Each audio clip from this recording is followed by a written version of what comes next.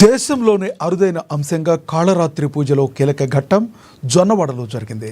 శరన్నవరాత్రి కలశ స్థాపనతో ఆవాహన చేసిన అమ్మవారి కళలను మహాపౌర్ణమి సందర్భంగా ఉద్వాసన చేసే కీలక ఘట్టాన్ని నిర్వహించారు.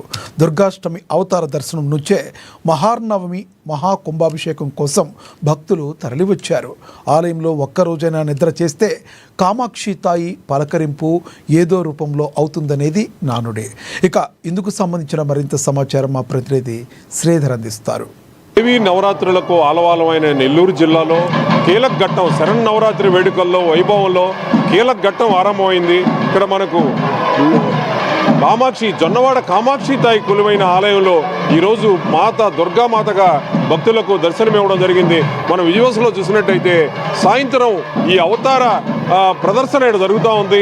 దర్బార్లో తల్లి అవతారానికి సంబంధించి శరన్నవరాత్రి అవతారాలకు సంబంధించిన ఇక్కడ దర్బారు దర్శనం ఇక్కడ ఏర్పాటు చేయడం, భక్తులు ఇటు పుష్పాలంకరణ సర్వాభరణ శోభితంగా ఇక్కడ అమ్మవారి దర్శనం ఏర్పాటు చేయడం సనాతన సాంప్రదాయంగా ఇక్కడ జరుగుతూ ఉంది. మనం చూసినట్టయితే ఈ శరన్నవరాత్రుల్లో వైవిధ్యంగా కాళరాత్రి నవావరణ పూజల ప్రసిద్ధంగా జొన్నవాడ కామాక్షమ్మ దేవాలయంలో ఈ వేడుకలు కొనసాగుతున్నాయి. ఈరోజు దుర్గాష్టమిని పురస్కరించుకుని ఈరోజు అనేక విశేష కార్యక్రమాలను ఇక్కడ నిర్వహిస్తున్నారు. ఇక్కడ మనకు ఆలయ కార్యనిర్వహణాధికారి, దేవాదాయ శాఖ కార్యనిర్వహణాధికారి శ్రీనివాసరెడ్డి మనతో ఉన్నారు. చెప్పండి, ఈరోజు ఇక్కడ దుర్గాష్టమి సందర్భంగా జరుగుతున్న విశిష్ట కార్యక్రమాలు ఏంటి? ఈరోజు దుర్గాష్టమి సందర్భంగా అమ్మవారికి ఉదయం ప్రత్యేక నవావరణ పూజలు, ఈరోజు అమ్మవారి ప్రత్యేక అలంకారాలు దుర్గాష్టమి సందర్భంగా దుర్గా అలంకారం నిర్వహించడం జరిగింది. ఈ అలంకారానికి ప్రత్యేక పుష్పాలంకారము, ప్రత్యేక వేదిక ఏర్పాటు చేసి భక్తులందరికీ దర్శనం చేసుకునే ఏర్పాటు కూడా చేయడం జరిగింది.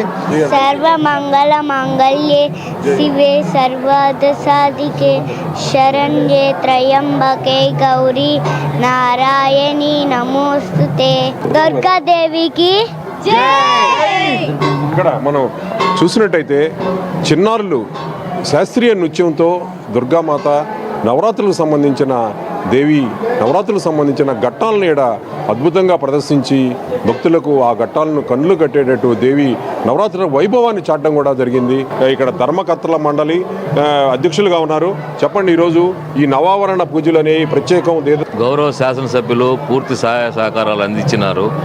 మా దేవస్థానానికి ఆమె పూర్తిగా ఆర్థికంగా మరియు అన్ని విధాలుగా సహకరించి మన దసరా ఉత్సవాలని దిగ్విజయం చేసేదానికి ఆమె అన్ని విధాలుగా సహకరిస్తున్నారు. దేవాదాయ శాఖ మంత్రి రామనాయుడు గారి సహకారంతో ఎక్కడా కూడా ఇబ్బందులు లేకుండా భక్తులకు అన్ని విధాలుగా అన్ని ఏర్పాటు చేయడం జరుగుతుంది. ఇక్కడ మనం చూసినట్టయితే ఈ జొన్నవాడ సర్పంచ్ మనతో ఉన్నారు. చెప్పండి, మీరు స్థానికులు కూడా సనాతనంగా జరిగే ఈ అంశానికి సంబంధించి గ్రామంలో ఎలాంటి సహకారం, ఎలాంటి సేవా కార్యక్రమాలు మీరు నిర్వహిస్తారు? ముందుగా కోవూరు శాసనసభ్యురాలు వేమిరెడ్డి ప్రశాంతమ్మ గారికి మా ధన్యవాదాలు.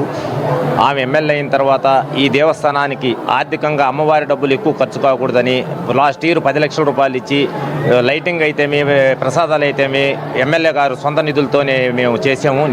మా ప్రత్యేకత జొన్నవాడ కామాక్షమ్మకి ఏంటంటే కాళరాత్రులు ఈ నవవరణ పూజ అనేది ఆ దేవాలయంలో ప్రఖ్యాతిగాంచిన పూజ ఈ నవవరణ పూజ. ఇది మాకు కొన్ని సంవత్సరాల తరాల నుంచి అమ్మవారి పుట్టినరోజు నుంచి వస్తుంది. ఇది మహానవమి రోజు కలశ ఉద్వాసనతో మహాకుంభాభిషేకాన్ని నిర్వహించే ఘట్టం ఇప్పటి నుంచే ప్రారంభమవుతుంది. ఇక్కడ సేవా కార్యక్రమాలు నిర్వహించే వారంతా కూడా ఇక్కడ సంసిద్ధులై కూడా ఉన్నారు. ఇక్కడ చెప్పండి, ఈరోజు ఈ ఆలయంలో సేవా కార్యక్రమాలు నవాగ్నంగా నిర్వహించే సేవా కార్యక్రమాల్లో మీరు ఎలాంటి అనుభూతిని పొందారు? నవరాత్రి అంటేనే రాత్రికి సంబంధించిన పూజ అనేది ఆ పేరులోనే ఉంది. యజ్ఞవాటికైనటువంటి జొన్నవాడ క్షేత్రంలో చాలా విశేషమైనటువంటి రాత్రికాల పూజ జరుగుతుంది. మూలవిరాట్ దగ్గర శ్రీచక్రానికి అర్చన జరుగుతుంది. అలాగే మనం దేవీ భాగవతంలో ఉన్నటువంటి రక్తబీజుడు, ఇట్లాంటి త్రిపురాంబిక అవతారాలు ఇక్కడ విశేషంగా అవతారాలు జరుగుతాయి. అలాగే ఇక్కడ ప్రాంగణం లోపల పడుకోవడం అనేది దేశ చరిత్రలో ఎక్కడ ఏ గుడిలో కూడా ప్రాంగణంలో పడుకోవడం అంటూ ఉండదు. ఈ గుడిలో ప్రాంగణం లోపల పడుకుంటారు. తల్లి ఆశీస్సులు వీరంతా పొందడం జరుగుతూ ఉంది. ఇక్కడ మనకు చూసినట్టయితే ఈ విశేష వైభవం దేశంలోనే వైవిధ్యంగా జరిగే ఈ విశేష వైభవంగా స్థానిక సర్పంచ్ కూడా తెలియజేయడం జరిగింది. ఈ విశేష వైభవానికి సంబంధించిన అన్ని